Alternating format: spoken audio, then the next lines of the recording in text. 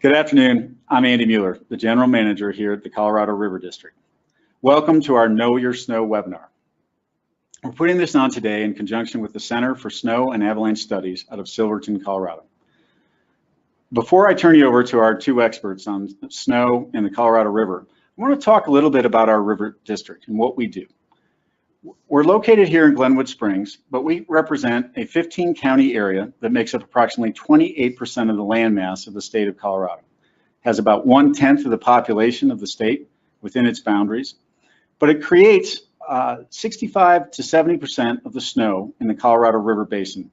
It originates here in our mountains, mainly in the form of snow. We were formed in 1937 by the Colorado legislature in direct response to a request of the people of the western slope of Colorado. Those people were concerned about losing their water resources through trans-mountain diversions to the east and through overdevelopment of the lower basin downriver. So our district was formed in 1937 to protect and help develop the water resources of the western slope of Colorado. And that's what we do today. We're supported by a small mill levy, which any property owner within our district pays, and we appreciate that greatly. We have a team here made up of legal experts, engineering and technical folks, and some federal affairs and state affairs folks who lobby for us and the people of Western Colorado. We spend a lot of time and a lot of effort trying to protect our water resources so that they're here for us to ski on, for us to play in, for us to divert and irrigate and create power and run water through our taps. We look forward to having you sit through our seminar, and after our experts present, we'll have a short session, question and answer session. So we look forward to having you ask us questions and us being able to provide some responses. Thank you very much. I hope you enjoy the show. Hey, thanks, Andy. Welcome, everybody. Hopefully it will be a great show, a snow show, and I guess I'll be your host. I'm Dave Kanzer, go by DK. I'm the Deputy Chief Engineer here at the Colorado River District, and I'm excited to talk to you about some of my favorite topics, snow, water, and the Colorado River. And the key point of many points I want to make is if you can understand the snowpack, you can understand the water supply. And I think it's also important to understand what the Colorado River District does and why we're hosting this webinar today to help you understand your snow. And that are some of the actions that we're taking. And you know, we're doing a whole lot of stuff. We are trying to help improve the snow science and making it relevant to water managers, along with our many cooperators and partners. And you're going to hear from one of those, Jeff Derry from the Center for Snow. Very excited to hear from him. We are doing other stuff today. We are trying to leverage our funding and expand data collection. And we're trying to take that data and turn it into better forecasts for our water supply and a better understanding of our climate. And to doing so, we're able to elevate our role, I think, in the Colorado River Basin water supply and demand issues. And there are many water supply and demand issues I want to talk to you about in the Colorado River Basin today. To understand that, set a quick context of the Colorado River Basin. This map, this schematic, shows the natural basin in black and some of those hatched areas where water gets used outside what we call the natural basin. It's a key river. It's the largest river, really the main river system in the southwestern arid U.S. It provides water to 7 basin states, and you can see them here from Wyoming down to California. It covers almost 300,000 square miles. It includes 10 autonomous sovereign nations or tribes, and also provides, of course, water to the Republic of Mexico. In the upper basin, our fate is really tied to the snowpack. Our supply and almost 90% of the entire Colorado River Basin arises in the upper basin. And as Andy Mueller, our general manager, pointed out, almost 3/4 of that arise right here in the Colorado River Basin, in our backyard in Glenwood Springs, where we're headquartered. In the lower basin, it's another story. it's really a story of people. Almost 90% of the inhabitants of the Colorado River Basin live in the lower basin. Most of those folks are in places like metropolitan LA and Phoenix, and a lot of water infrastructure delivers that water through these purple lines here from the Colorado River to one of the largest irrigation districts in the basin. That's the Imperial Irrigation District. This particular district uses more water, is entitled to more water than the entire state of Colorado. And of course, LA and the coastal plain, almost 20 million people live in that area alone, in that service area. Critically important water supply, and that's why you really need to know and understand your snow. And so let's talk about that snowpack a little bit. Why is it so important? Today, almost 40 million people live in the basin or are served by the basin. They're in and outside that natural basin I talked about. Almost 5.5 million acres are watered, producing about 12% of our gross national product across the country. It's obviously very important. And it is supplied on average over the last 100 years, almost 15 million acre feet of water. What's an acre foot? An acre foot is easily defined as 1 acre of land with 1 foot of water on it, if you can visualize that. So 15 million acre feet is quite a bit of water. That's over 12 months, but most of that, about 70 to 80%, arises due to our snowpack and runs off in the springtime from essentially late March to early July. Tomorrow, by 2050, 2060, we expect about a doubling of our population relying on the Colorado River, 80 million people. We expect those 80 million people to encroach on lands, so there'll actually be less irrigated acres, according to a study. These numbers are from U.S. Bureau of Reclamation's Water Supply and Demand Study of 2012. And that same study projects out, on average, due to climate change, we will have a decreased water supply by at least 10%, from 15 million down to 13.6 million. That's a significant loss of water supply due to decreasing snow and a warming climate. And what does that look like? If you look at these charts, and as an engineer, these speak to me. It's a little hard to take this all in, so I'm going to walk through this. First, with the supply. The snowpack, we know, year in, year out, incredibly variable. In the early part of the century, a very wet period, almost several years of flooding in the Colorado River Basin.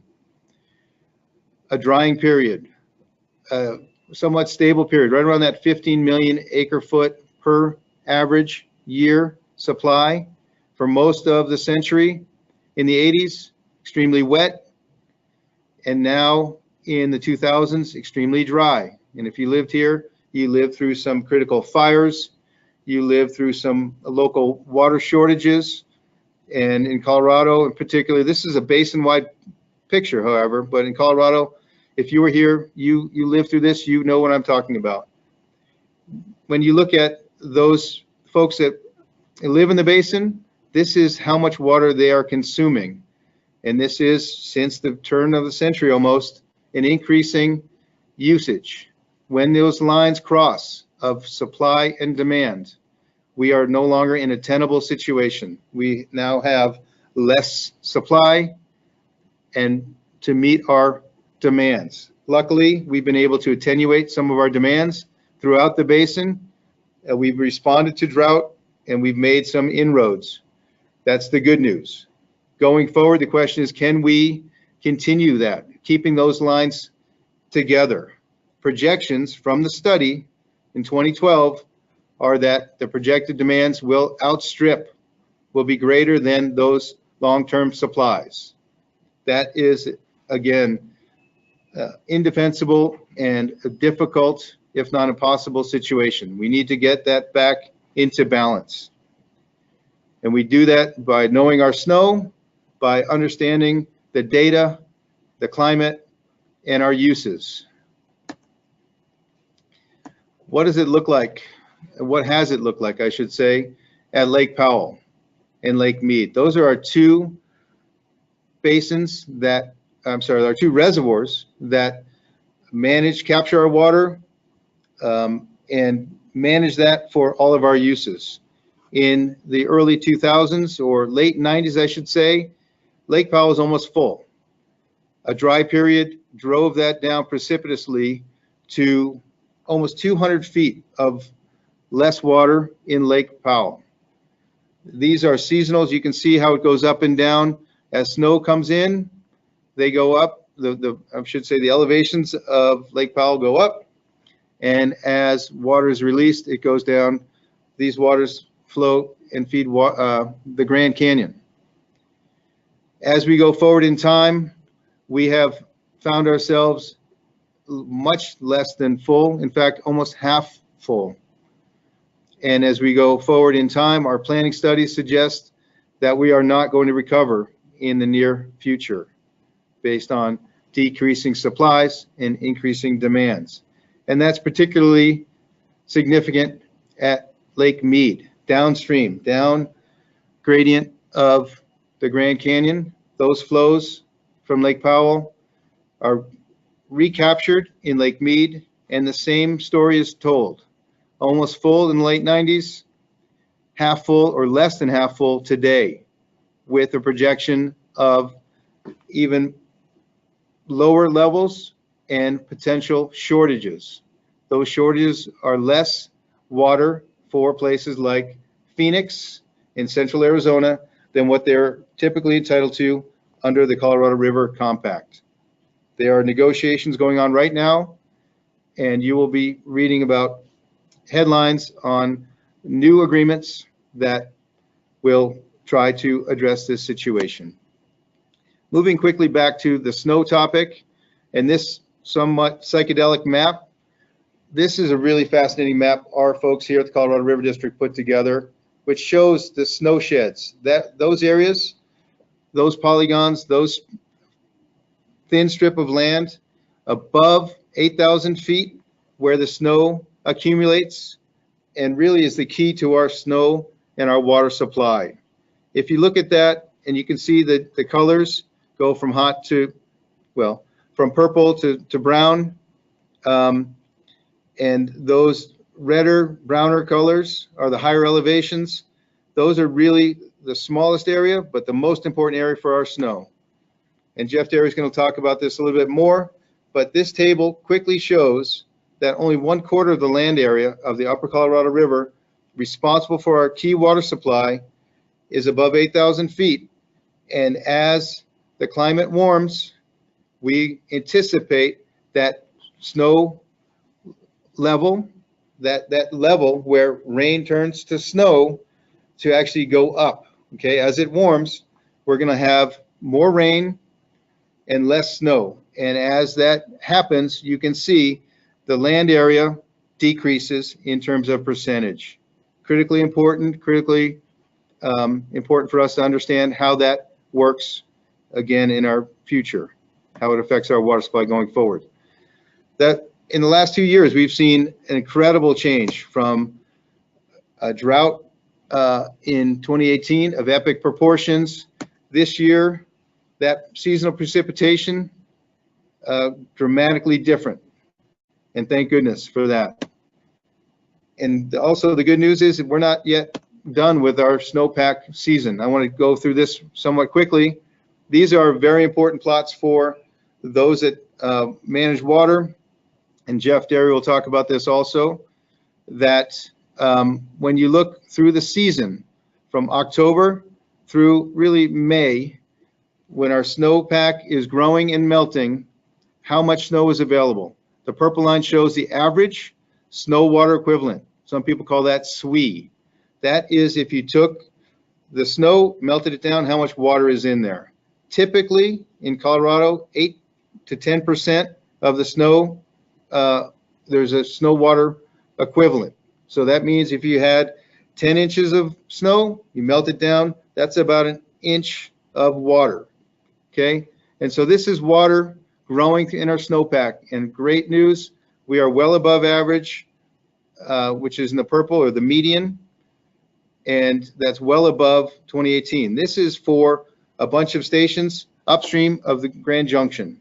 If you pull back and you look at Lake Powell, it's the same story. Really good news for Lake Powell. But 1 year does not a drought bust. We will have to continue to increase our supplies and decrease our demands going forward to come back into balance. And here's the picture for our temperatures. We've seen this. These are real data, and the warming that we've experienced over 2 degrees Fahrenheit in the last 30 years. And that drives down our stream flow, and here are the reasons why. We have less efficient runoff. It's harder to manage. That means more rain, less snow. It means earlier snow melt. You'll also hear about dust and the issues that that brings. And of course, we lose more water to the atmosphere. It's very important. And here's our bottom line story. For every 1 degree warming, we can anticipate another 3 to 4% decline in our annual runoff for the Colorado River going forward. We've seen this here locally in our backyard in the Roaring Fork Basin. Again, real data, 13% decrease in runoff due to 3% lower precipitation. That means what's going on? The temperatures are really impacting our ability to maintain our average flows. So what we're doing to try to help our supply, we're doing a little bit of cloud seeding, or I should say throughout the state, we're doing a lot of cloud seeding. The Colorado River District, is doing cloud seeding with our partners to try to augment our snowpack. And that's a whole nother topic that we'd love to talk to you about going forward. But rather than take too much more time, I want to hand it over to Jeff Derry, and I really appreciate your time and attention today. Well, thanks. It's good to be here. I'm Jeff Derry with the Center for Snow and Avalanche Studies. And a big thank you to the Colorado River District for hosting this Know Your Snow webinar. If you're not familiar with Center for Snow, we are a small nonprofit, and we maintain a research basin at the summit of Red Mountain Pass near Silverton, Colorado. This research basin is located at the headwaters of 4 major watersheds. In this image here, to the left of this blue line is the Animas watershed. Over peak 13,510 to the west is the San Miguel watershed. We are within the Ucapagre watershed, and about 12 miles away the crow flies is the Rio Grande watershed. So our information that we collect is very informative and relevant to the entire region. Within our research basin, we have 3 highly instrumented weather stations. These weather stations measure the entire energy budget of the snowpack. Within this basin as well, we attract a lot of snow scientists doing research on the snowpack. And this time of year especially, our big activity is operating the Colorado Dust on Snow program, where we monitor the presence of dust on the snow surface and within the snowpack. Now, why do we monitor dust on snow? Well, first, we need to understand that solar radiation drives snow melt. It is a common misconception that air temperature is what melts the snowpack. But in reality, that contributes only a small amount of energy towards warming and melting the snowpack. The major energy input is shortwave or energy from the sun, if you will. Looking at the image to the left, just an example, bare ground absorbs about 70% of solar energy, whereas a clean snow surface will absorb only about 10–15% of solar radiation. In my opinion, the best way to describe this is by looking at this one picture here in your upper right corner of the slideshow. In this picture, what we see is some snow fell out of a canopy of a tree, hit the slope that it was on, rolled down into an open area that had a fair amount of dust on the snow surface. And what you're seeing here is a difference in melt rates between the clean snow and the dirty snow. So the surface, how clean the snow surface is, and how is a big determinant in how much solar radiation is absorbed into the snowpack.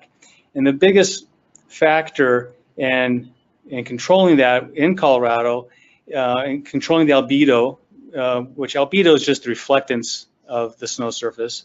The biggest factor in Colorado that determines that is dust, how much dust is on the snow surface. So a typical season unfolds something like this.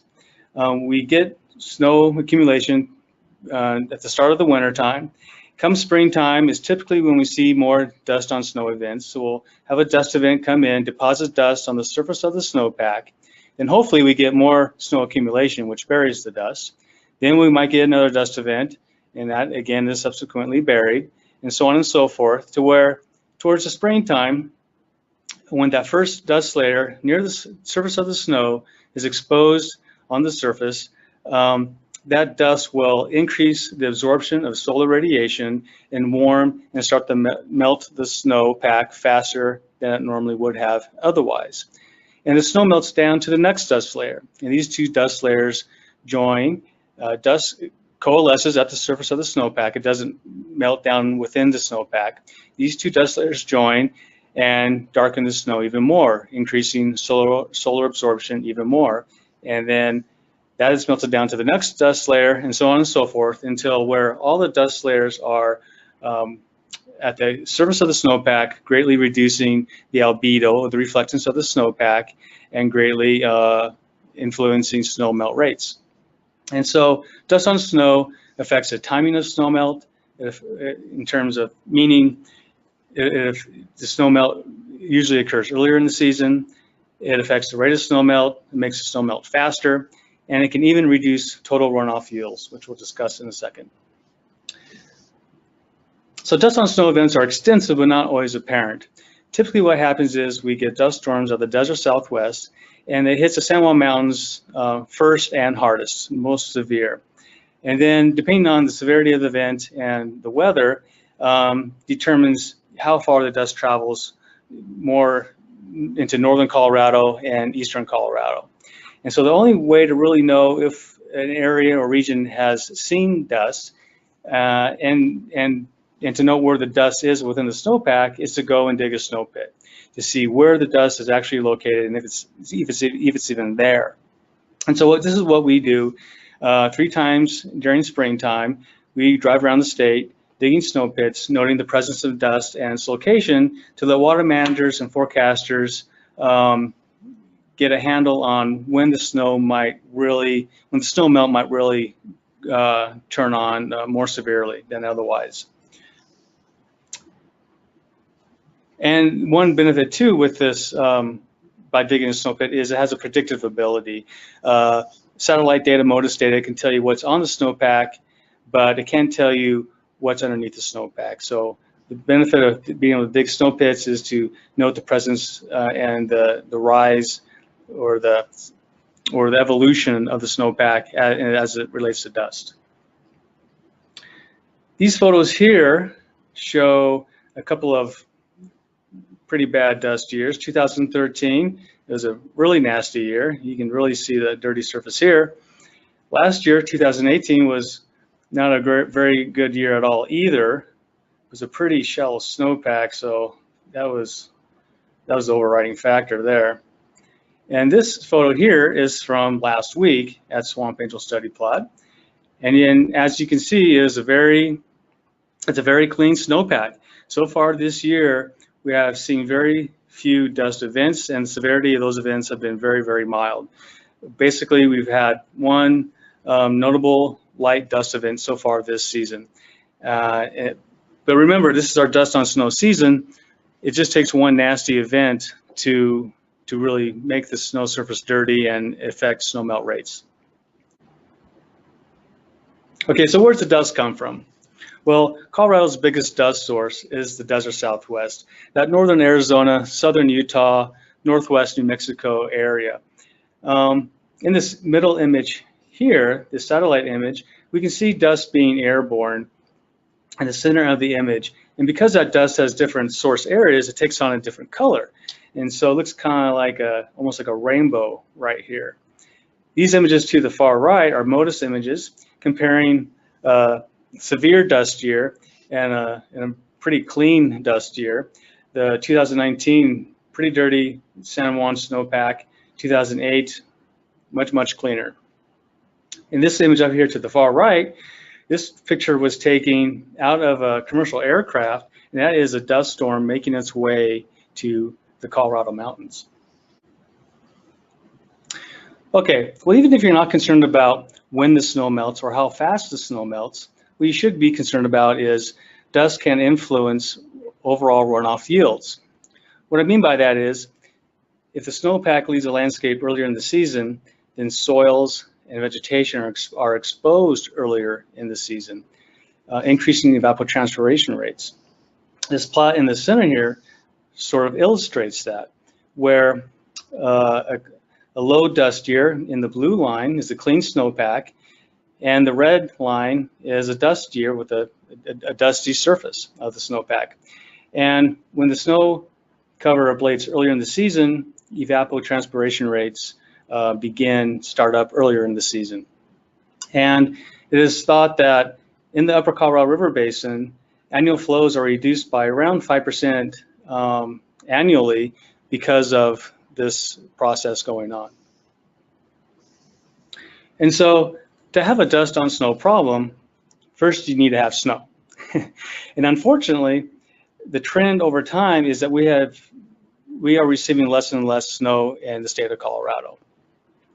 And now, many studies have shown this, and just in general in the western United States, over the last 40 years, the snowpack has diminished by about 41%. Within Colorado, using April 1st snow course data since the 1950s, this data is showing a decline between 20 and 60%. Along with that, the snow season has become about 34 days shorter on average. But not this year. This year was a great year. The month of March was incredible. The month of March precipitation is shown in this image to the right.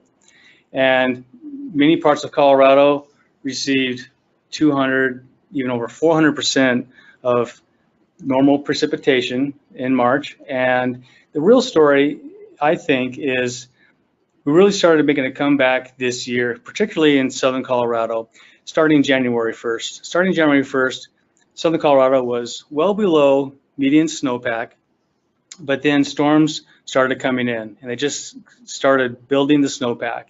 February 1st came along, and we saw a steep increase in the snow hydrographs. And then once we thought it couldn't get any better, in March, it got even steeper. And we can see that very well in the snow hydrographs, which we'll show in a moment. And the SNOTEL data is looking great for this time of year. Many SNOTEL stations in central and southern Colorado this year is within the top 5 of their best years for that SNOTEL station's period of record. As we move a little bit more north, this year falls within the best top 10 to 15 best years, and that data going up more north.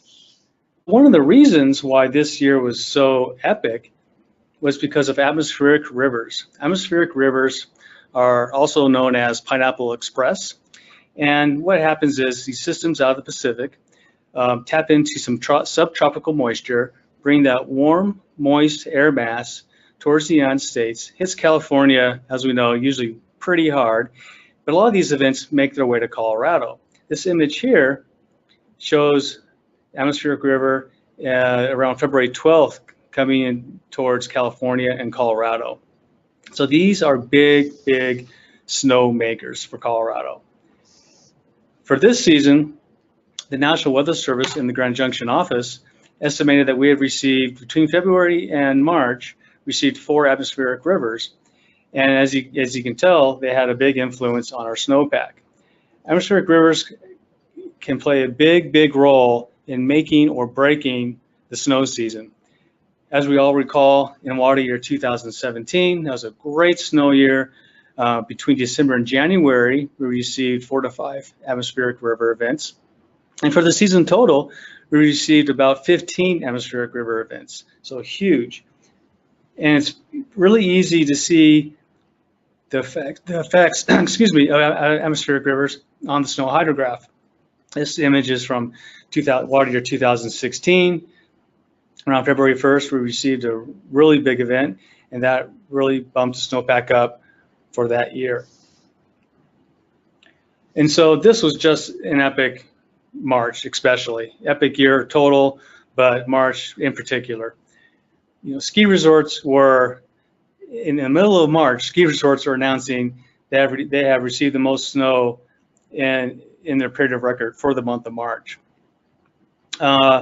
You know, the city of Grand Junction, it was the second wettest March on record. And again, this came out 10 days ago or so when March was not even over yet. The cycle of storms also meant an avalanche cycle, where areas that hadn't slid in decades were sliding. And a lot of these slides were huge in scale. One slide, the Conundrum slide, was a 300-year event. And so we have seen records broken on many different levels because of this past March, which was just very, very interesting from a weather perspective. In our research basin, at the Swamp Angel study plot, the first 8 days of March, we received precipitation equal to our monthly average. And these photos show how just big the snow is this year. The middle photo shows a nearly buried weather station, and the photo to the right, our precipitation gauge. Usually you need a extension ladder fully extended to get up to this higher green area on this precipitation gauge. So an epic year, and it's been a joy to be here and talk with you, and thank you very much.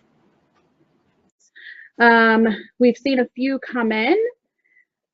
If you have a question, we do recommend that you type that question into the question section. If we don't get to it at this time, we will make sure to get to it by email. All questions will be answered and sent out to attendants. Give us just 1 second here.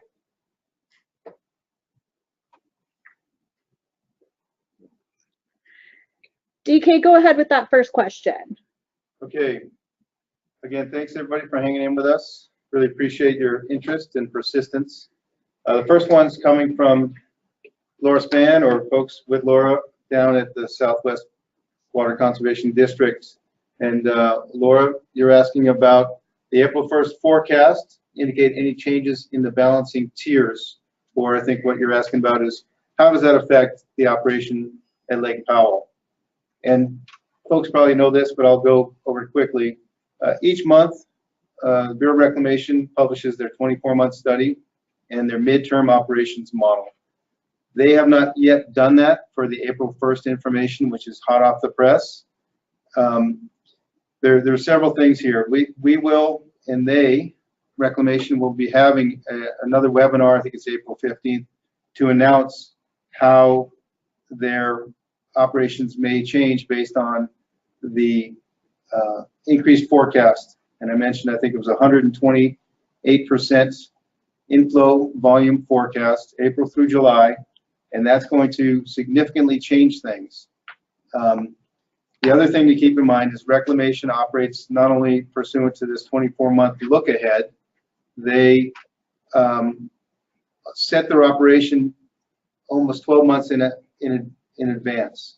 And in April, they have what's known as an April 1st or an April adjustment. That's a potential for them to change the operation at Lake Powell. Right now, the operation at Lake Powell is set for the water year 2019 to be 9 million acre feet. The only way that would change is to be upward from there.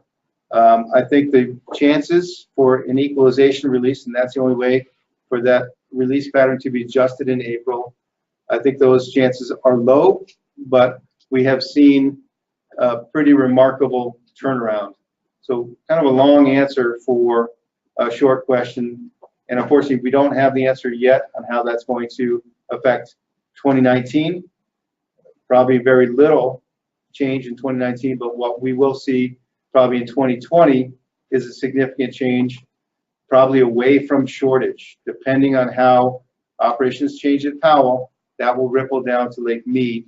And that's where I think a lot of people are very interested to see how those operational models will come out with this new information.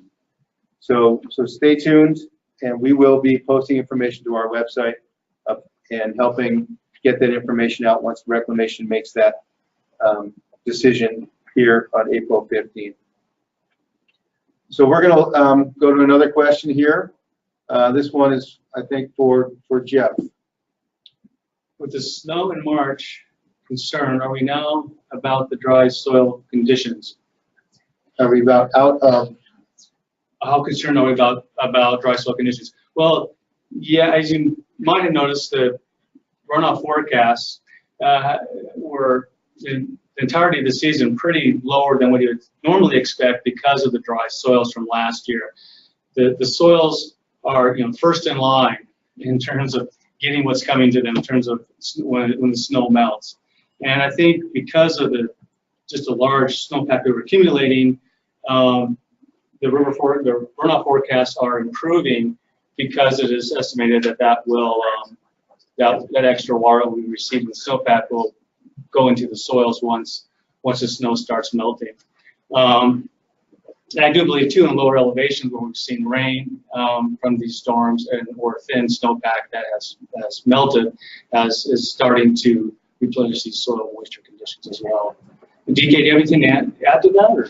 So the River Forecast Center based in Salt Lake City, they're the ones that are looking at soil moisture and modeling that through their modeling tools. They actually are now publishing on their website as those soil moisture conditions are changing and what they call the model states. And we have seen a dramatic change from dry to average to now wet. And as part of our follow-up, we can provide that link to the model states that show the impact of soil conditions, and they are significant. Soil moisture is a very strong influence on runoff efficiency and runoff volume. So that's a great question. Thank you, Ken Newbecker, for that question. Let's go to this next one from Jason Steelman.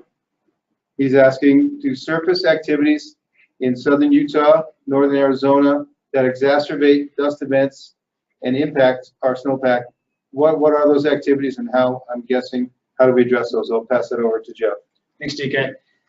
Yes, in the desert Southwest, activities do affect what happens. It's a question of soil stability, and what activities disrupt that fragile soil crust. Well, activities such as off-road vehicles, overgrazing, and of course, drought conditions.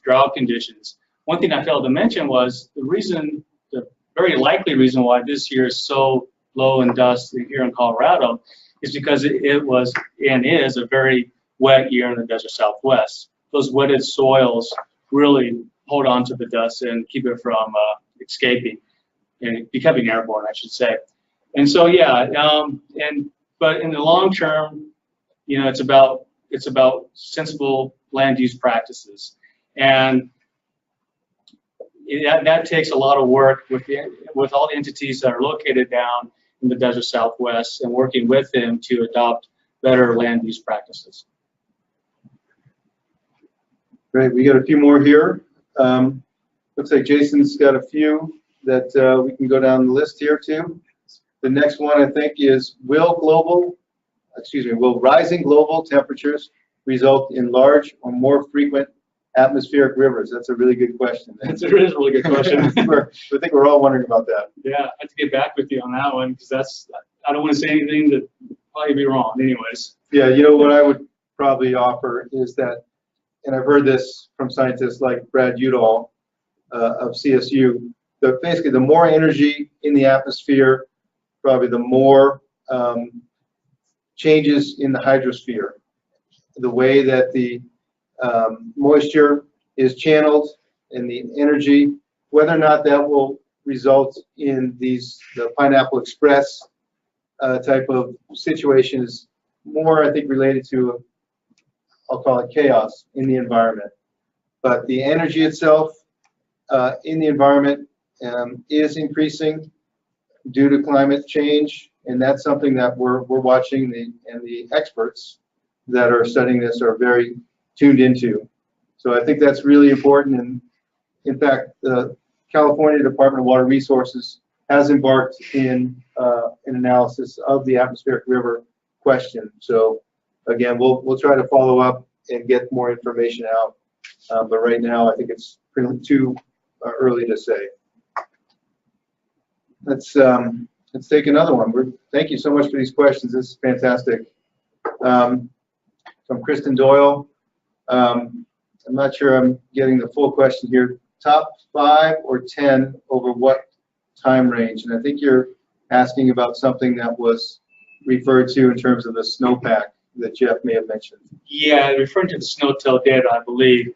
That plot I showed of the snow-tail data and how they rank, that's a maximum ranking. And basically, that ranks the wettest years. For each snow-tail station is ranked for the wettest years for that period of record. And so most of the snow-tail stations had, well, at least a 20-year period of record, I would say. And so for each snow-tail station, it's a little different. So what you're seeing in that ranking plot or that ranking map was each individual snow-tail station's data ranking. Yeah, I think that's really important too. Snowpack is not only changing in temporal space, we'll call it, but also geographic space. So you can have different records being set at different point locations, and these snowtails predominantly are in lower elevation environments, and they're predominantly being reported out in terms of percent of that day. And so you can tell it can change dramatically from day to day, but you know, statistics are both the bane of our existence and also our savior. They can say a whole lot of very valuable information, or it can be a little misleading. So you got to be very careful when you look at those records. That's a really good point. Know the data you're looking at, and that's why I like to show snow course data a lot, because that goes way back in time to the 30s and 40s and 50s, and it's also taken over space. It's taken over a transect, so it's a little bit better of a spatial resolution. Yeah, that's a great point. So let's keep moving down the line here. I think we've got one from Scott Price. This one is asking about, did your slides indicate Meade 42% is more full than Powell 37%? And I think that's probably a slide that I showed, and I would like to bring that up to refresh my memory. I'm not sure I can do that here, but let's see if I can do that on the fly. Those, sorry for the delay here. I'm pulling up my slide to refresh my memory here. One moment.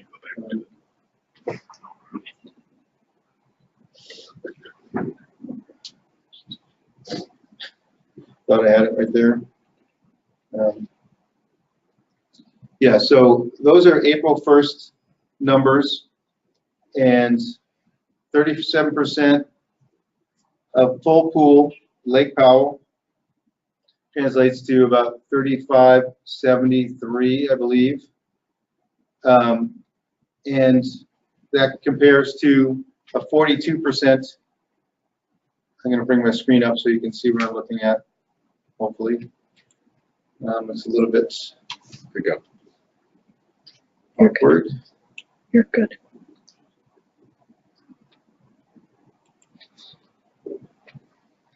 You're good. I can see. So you can see my screen right now. I'm looking at Lake Powell. Mine was covered with different windows. I apologize. So the bottom line is, what's 37% versus 42%? Lake Mead is a little bit larger, about a 500,000 acre-feet larger, I believe, in active capacity. And I think what you're also seeing is the change in timing. If you look at this one for Lake Mead, this time of year in April, you're just actually realizing the peak seasonal elevation for Lake Mead, which is different than Lake Powell. And if we look over at Lake Powell here, again, hopefully this is going to come through, you're comparing almost the seasonal minimum, on April 1st. So yes, Lake Mead is higher right now, April 1st versus Powell, but keep in mind that that changes throughout the year. And the way that the operational guidelines work is it's all about September 30th or October 1st, which is the beginning of the water year for Lake Powell, and the end of the calendar year at Lake Mead. It's very complicated, but those are the key dates that drive the decision making.